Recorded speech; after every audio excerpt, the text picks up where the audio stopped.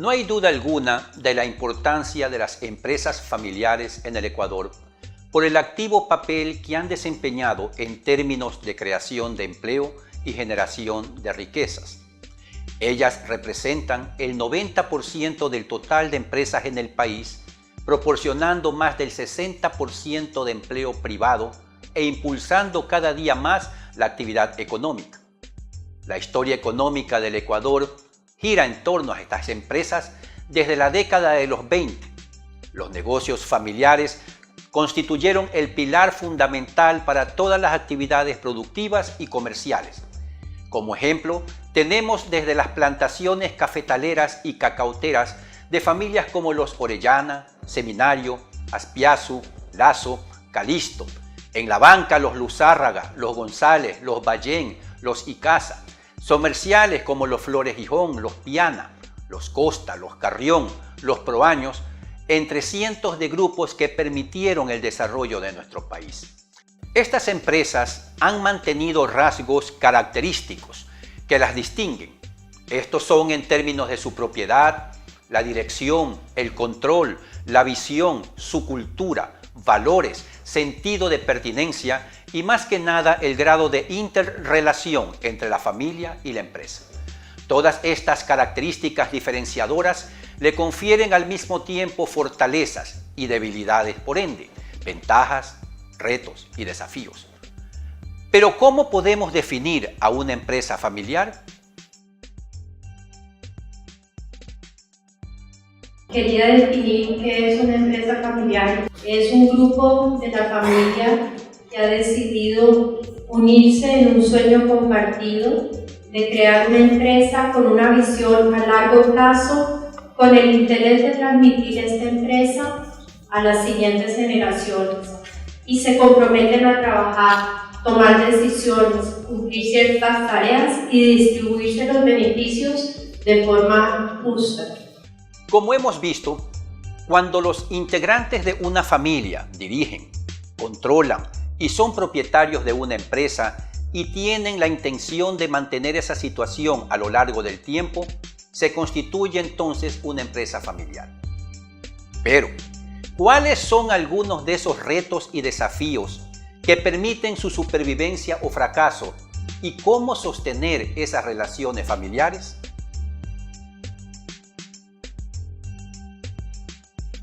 No solo es el tema de lograr una sucesión exitosa o lograr tener éxito económico.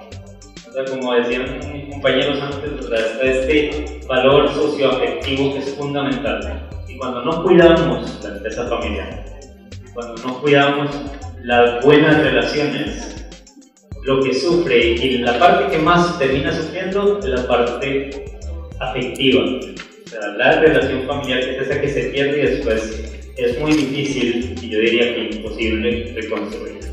Las empresas familiares pueden presentar grandes fortalezas que las vuelven más exitosas que las no familiares, pero siempre y cuando estén debidamente organizadas. Sin embargo, cuando esto no ocurre, presentan debilidades derivadas posiblemente de su informalidad, ausencia de profesionalización, de una planificación adecuada, inexistencia de canales de comunicación y de roles previamente fijados para cada miembro de la familia en la empresa. Adicionalmente, existe un problema muy importante y que siempre estará presente, el de la sucesión. ¿Cómo podemos entonces tratar el tema de la sucesión en las empresas familiares?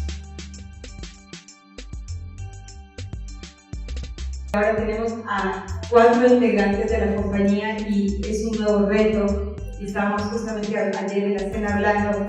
Esta sucesión tiene que ser clara y cada uno tiene que tener sus roles y visión clara sobre la compañía. Y lo que menos quiere uno como padre, como soñador, es que esta empresa genere conflicto.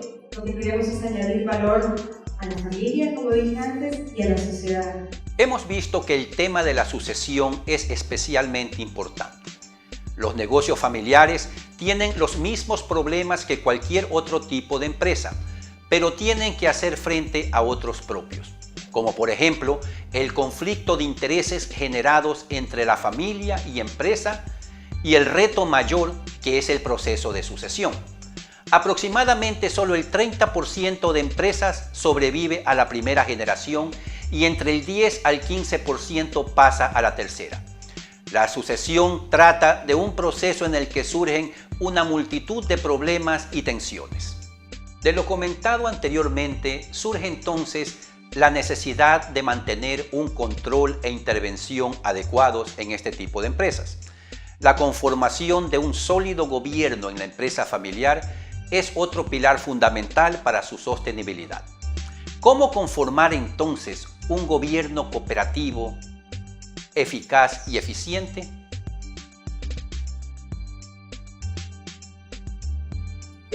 Hablamos de prácticas, porque el gobierno corporativo es prácticamente eso. Más que estructura rígida que tenerla, las empresas se crean como a título de una persona. En la medida en que los familiares llegan a trabajar con esa persona, se hace más compleja la toma de decisiones, los hijos y hijas buscan esos espacios y entonces hay que darle un tránsito legal distinto al que la empresa en ese momento tenía. Como parte de los valores que se han comentado ya con anterioridad, se habla de un valor emocional y un valor financiero. ¿Cómo distinguir estos valores? Sa valeur financière, c'est presque nul. $1, même pas, $1. Mais sa valeur émotionnelle,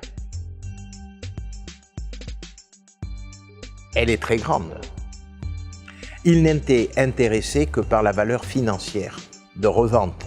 Leur valeur émotionnelle était 0.